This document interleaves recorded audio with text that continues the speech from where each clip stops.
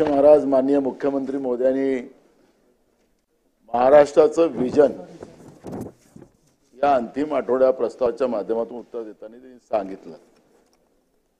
गेले 2.5 वर्षाच्या पहिले मी आदरणीय मुख्यमंत्री आणि आमचे मित्र त्यांना पक्ष फोडताना मी पाहिलं। शिवसेनेला फोडलं, त्यांच्या पक्षाला फोडलं, पण आता उत्तरात त्यांनी सांगितलं की मी नक्षलवाद्यांचे ग्रुप फोडून त्यांनाही फोडलं। म्हणजे हे एक नवीन अनुभव या निमित्तानं, आणि त्यांनी चांगलं काम केलं की नक्षलवादी व्यवस्थेला ते संपवण्याचं त्यांनी पूर्ण वेळा उचललेला आहे। महाराष्ट्र हा नक्षलमुक्त व्हावा या आमच्या शुभेच्छा। 2 प्रश्न या ठिकाणी अनुत्तरित राहिले। त्याच्यामध्ये शेतकऱ्यांचे सरसकट कर्ज माफ करण्याचं मला आठवतं की महाविकास आघाडीच्या सरकारमध्ये आदरणीय आताचे उपमुख्यमंत्री 2 उपमुख्यमंत्री सरकारमध्ये होते आणि उद्धव ठाकरे साहेब मुख्यमंत्री होते। याच सभागृहामध्ये याच अधिवेशनामध्ये त्यांनी शेतकऱ्यांची सरसकट कर्जमाफीची घोषणा केलेली होती। आपणही मगाशी जयंतरावांनी सांगितलं त्याप्रमाणे आपल्याही जाहीरनाम्यामध्ये आणि आपल्याही भाषणामध्ये निवडणुकीच्या आपण कर्जमाफीची घोषणा केलेली होती।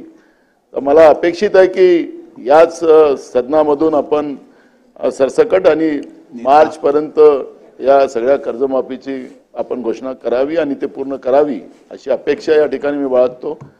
दुसरं, सुरजागडच्या प्रकल्पाबद्दल उल्लेख आपण केलात।